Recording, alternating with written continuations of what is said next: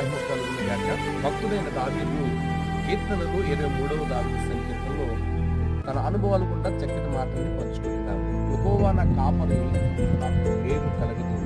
పచ్చగా గల చోట్ల ఆయన నన్ను పరుగు చేస్తున్నాడు. శాంతికరమైన జలముల యొద్ద ఆయన నన్ను నడిపించుచున్నాడు. ప్రస్తుతం పచ్చగా బయలు చాలా అద్భుతమైన అందాలు మనం చూడగలుగుతున్నాం. మానవుడు పచ్చదనాన్ని కోరుకుంటాడు, తన జీవితం పచ్చగా ఉండాలని కోరుకుంటాడు.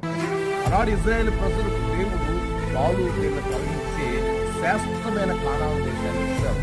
నిజమే, అది దేవుడు తన ప్రజల విశ్వాసంలో ఇచ్చాడు. ఈ సహోదరుడా, దేవునికి మాట వింటే అది శాశ్వతమైన, అది పచ్చగా బయలు యొక్క శాంతికరమైన జలం యొక్క కుటుంబానికి జీవితాన్ని ఇచ్చగలుగుతున్నాడు. అది ఆశీర్వాదం. ప్రభువును నమ్మి విశ్వాసం కలిగి ఉన్నాడు. ఇశ్రాయేలు ప్రజలు స్వతంత్రించుకున్నాడు. దేవుడు నిన్ను నీ కుటుంబాన్ని అత్యధికంగా దీవించి ఆస్వాదించునుగాక.